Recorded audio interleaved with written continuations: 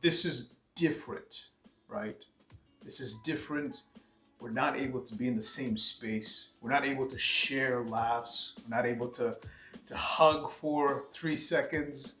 It's different, but we're learning how to live in this different world. But we still miss you.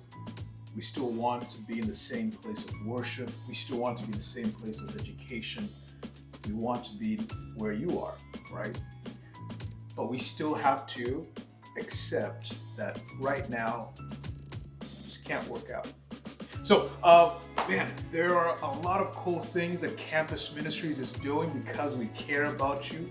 A lot of cool things that your very own peers have been doing. And I just want to share a few of those things. The first thing is, man, we created a YouTube channel specifically just for you. We asked different faculty and staff, we asked students, we asked pastors that have been at our academy and have made an impact to send out a quick message of hope, of inspiration to you and I.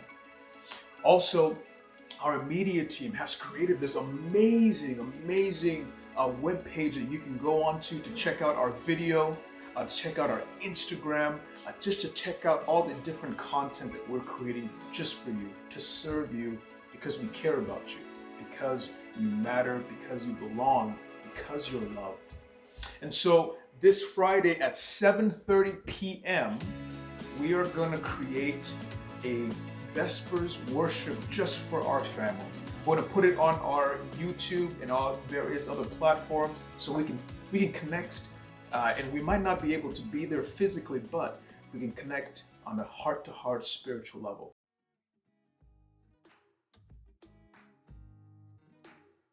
All right, so cool things that you can do at home just to continue that walk with Jesus Christ. Man, go onto the YouVersion website. They have so many cool plans that you can start reading, right? Plans about anxiety. I know that I have anxiety that I'm still trying to figure out, and there are plenty of plans that can help you with that.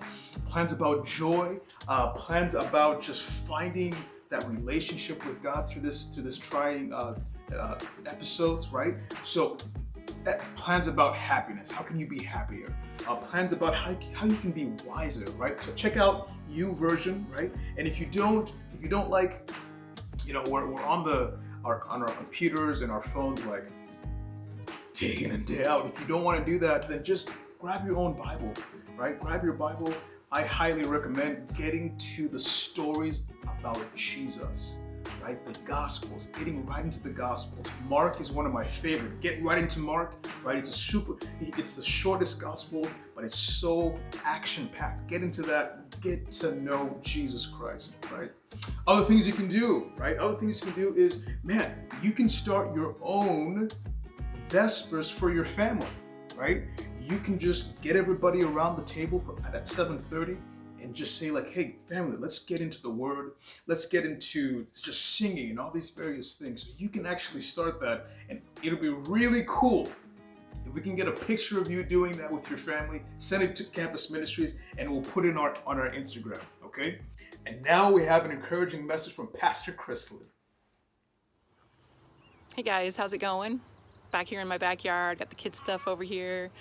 I don't know if you can hear the chickens, dogs here.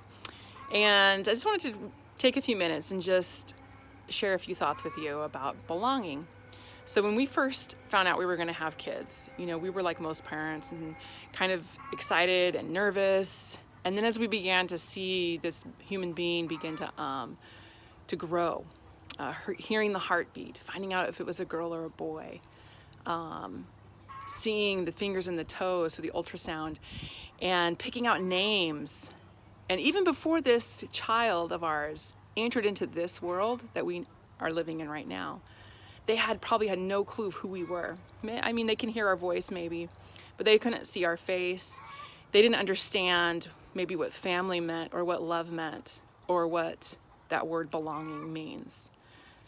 And then as they've been able to start growing and get older, and they start to use words like "I love you" for the first time, like my son is saying, or they say, over the slide, that's my slide, or that's my swing set. This is our yard, and they start to understand this concept. But this is like what my son's almost 2, my daughter's almost 5.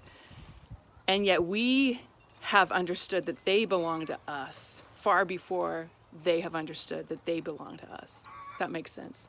And it reminds me of our experience with God. So a lot of us, maybe we're waiting for some big experience, or maybe we say, I haven't seen God though, I haven't heard his voice.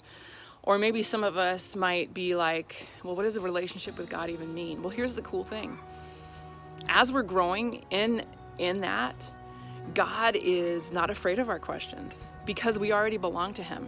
Just like my kids growing in my womb already belonged to me before they even saw me. So much more, you guys, so much more is it true with our relationship with God. He's not afraid of our questions. He's not afraid that maybe we don't know yet if we love him, because he already loves us. And he delights in that journey of our lives. And especially right now, right, with all the things, craziness happening in the world, I want us to be reminded that we belong to God. Even on the days that we don't feel it, it's not based on our feelings. It's based on God's love, which is unconditional. There's nothing that can separate us from the love of God. So just wanted to encourage you with that today. We love you. We miss you. You matter to us, but more importantly, you matter to God, just like I matter to God and my kids matter to God. And even if we don't feel it, even if we're not even sure yet what that means, we belong to God. Not because we feel it, but because he said we do. All right. Hey, have a great day. And I can't wait to see you all in person, hopefully sooner than later. See you later.